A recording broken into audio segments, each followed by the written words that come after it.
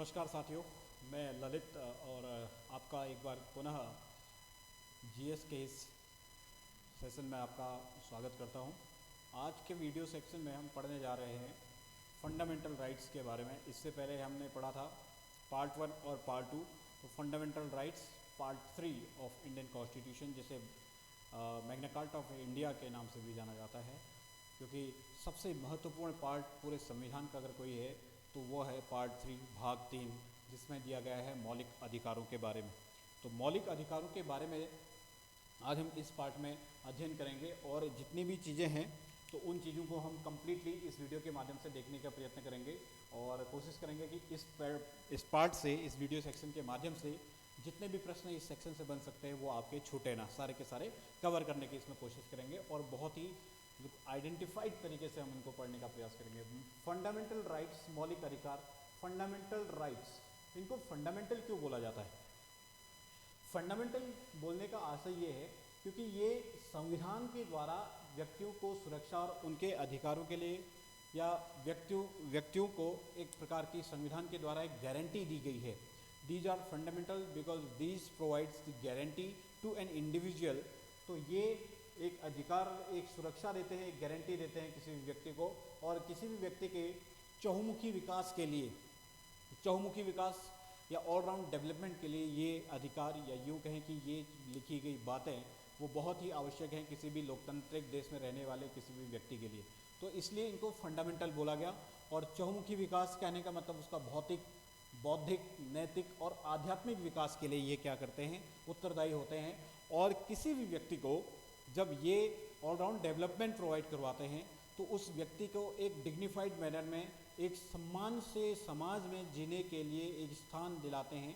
तो उन स्थान को, उस सम्मान को सुनिश्चित करने वाले ये हमारे क्या हैं, फंडामेंटल राइट्स हैं। और अधिकार की बात कर रहे हैं तो अधिकार क्या है? नॉर्मली अधिकार को हम इस तरीके से देख सकते हैं कि ये एक व्यक्ति के द्वारा दूसरे व्यक्ति के प्रति दावा है।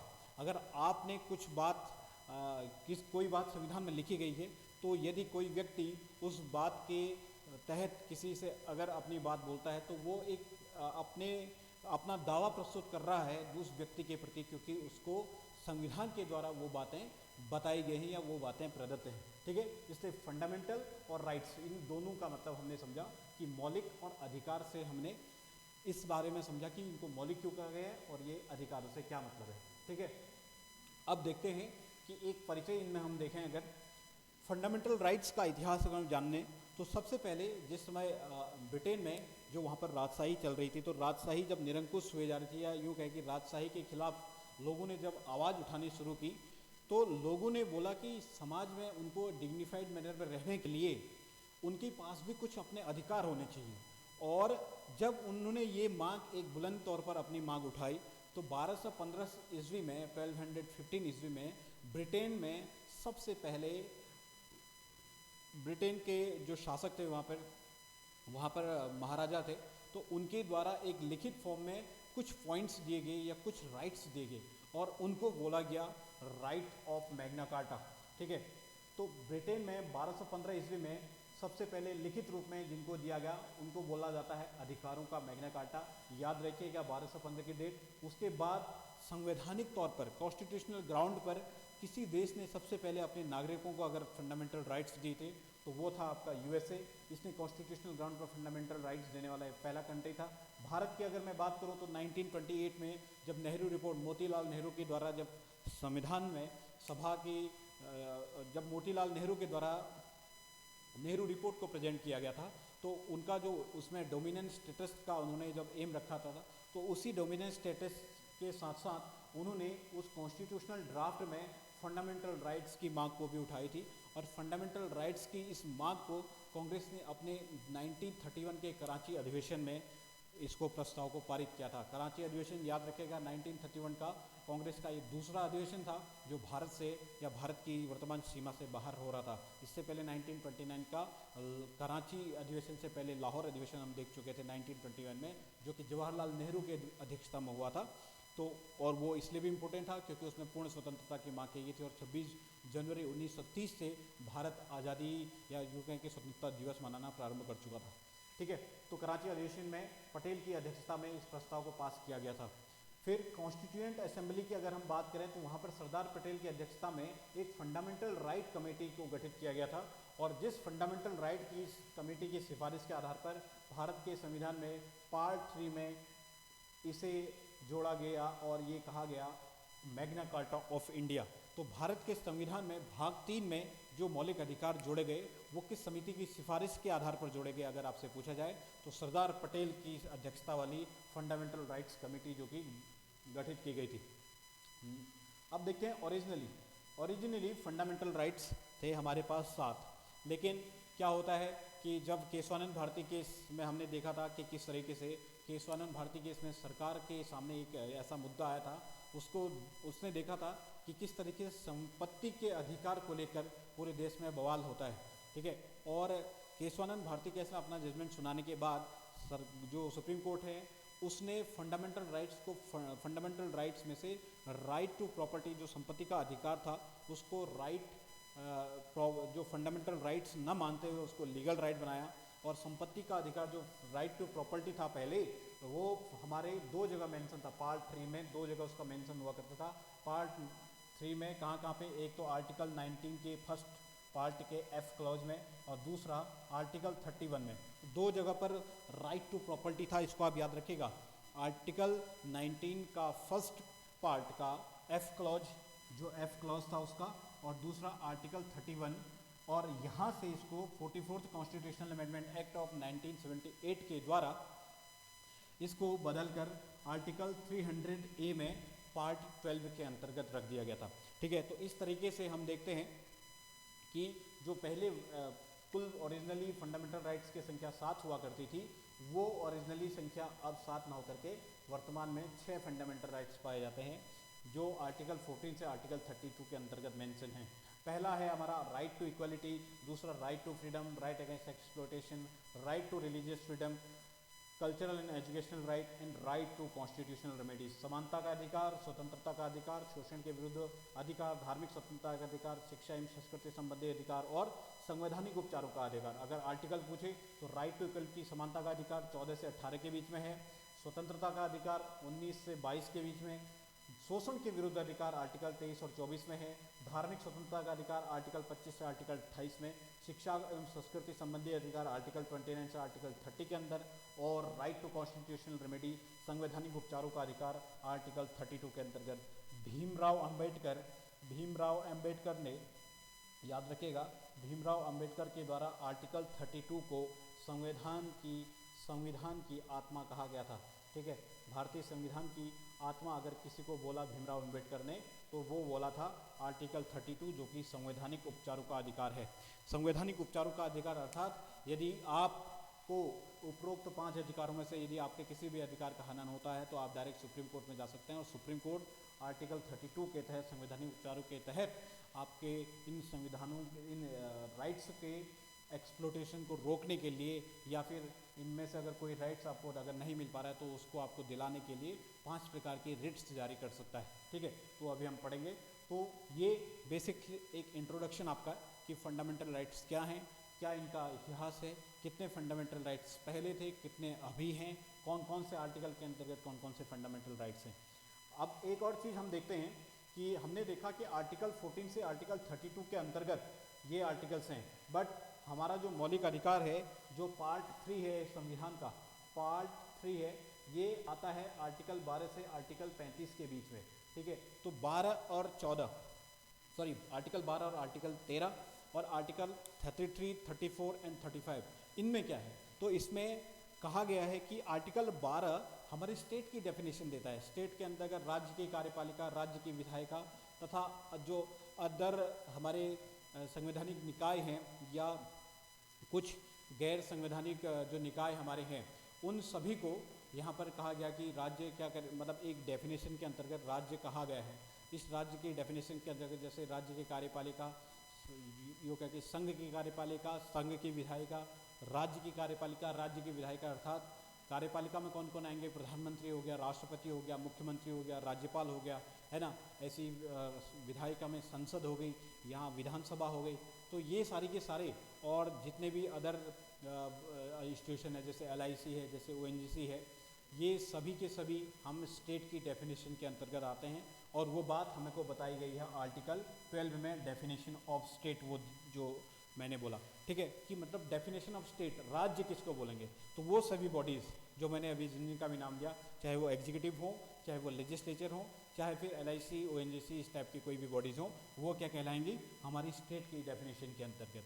फिर आर्टिकल 13 में बोला कि फंडामेंटल राइट के असंगत कोई भी लॉ जीरो होगा, अर्थात फंडामेंटल राइट्स को डिमोलिश करने वाला या फंडामेंटल राइट्स का जहाँ पर एक्सप्लोइटेशन होता है, तो ऐसा कोई भी लॉ अगर बनता है तो उस लॉ को उसी समय क्या मान लिया जाएगा, जीरो मान लिया जाएगा। अर्थात मौलिक अधिकारों के असंगत सभी विधियाँ शून्य मानी जाएंगी।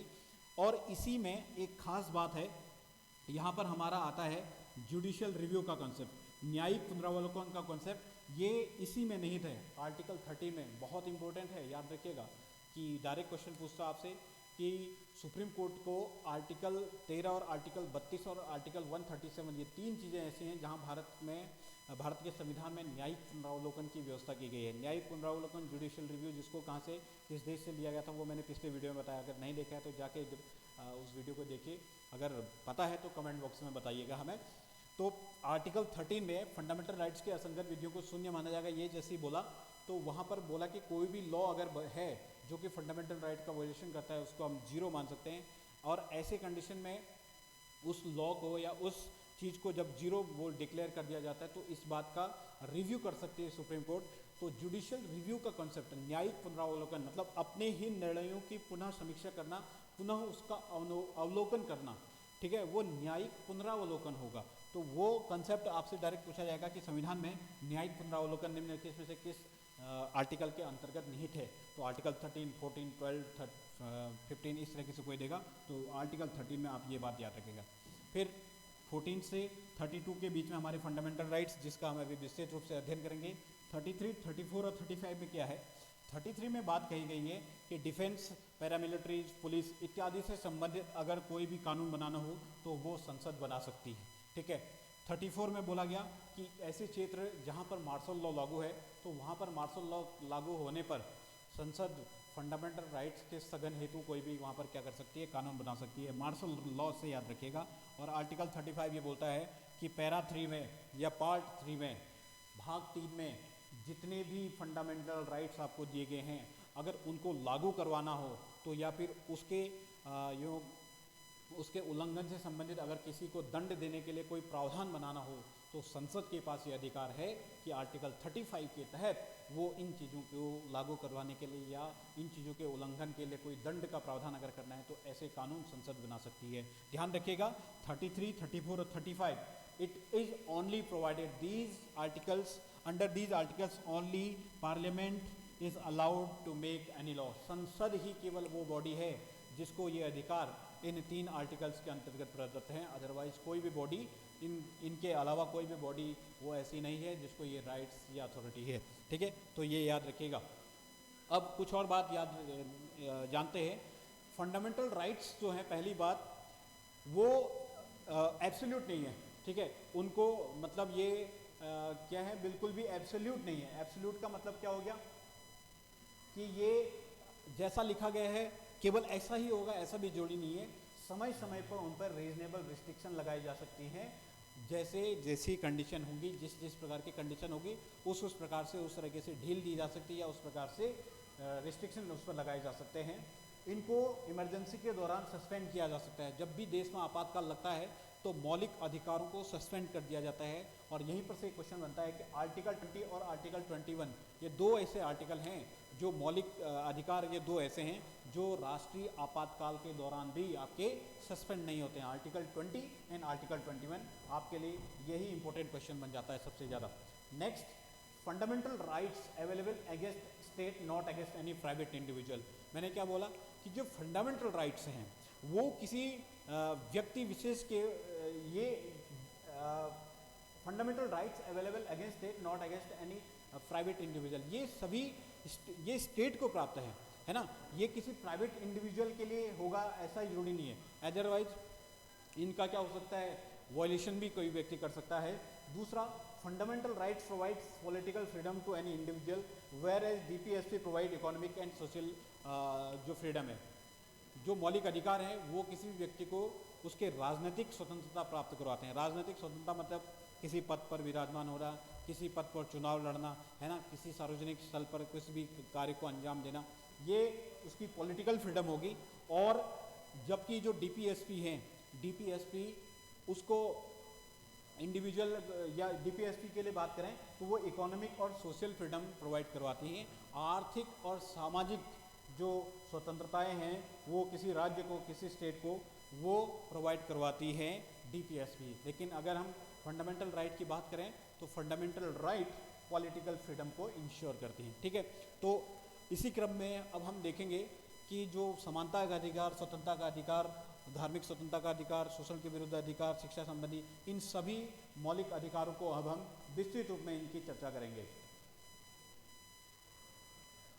और विस्तृत रूप में जब हम चर्चा करेंगे तो देखेंगे कि किस किस मौलिक अधिकार, किस किस फंडामेंटल राइट्स के तहत या अंतर्गत कौन सी सबसे महत्वपूर्ण बातें हैं, उसको आप पॉइंट आउट या नोट डाउन करते रहिएगा, तो उससे आपको आसानी होगी। तो ये एक इंट्रोडक्शन था और यहाँ से भी बहुत सारे क्वेश्चन आपसे पूछ सकता है कि जो लीगल राइट है, फंडामेंटल राइट से जिसको वैधानिक अधिकार बना दिया गया, संपत्ति का अधिकार, उसको नाउ कौन से आर्टिकल में है, कौन से पार्ट में है, पहले कौन से आर्टिकल में था, पहले कौन से पार्ट में था, पहली बार संवैधानिक जो स्तर पर मौलिक अधिकारों की मांग थी वो कब दी गई, है ना। इस तरीके से जितने भी क्वेश्चन हैं ये इस इंट्रोडक्टरी क्वेश्चन आपके इस वीडियो से कंप्लीट हो जाएंगे। तो नेक्स्ट वीडियो में हम मिलेंगे और उसमें हम देखेंगे पूरा अच्छे से जितने भी हमारे 6 के 6 फंडामेंटल राइट्स हैं और उसके बाद डीपीएसपी वगैरह उनको हम कवर करते हुए चलेंगे।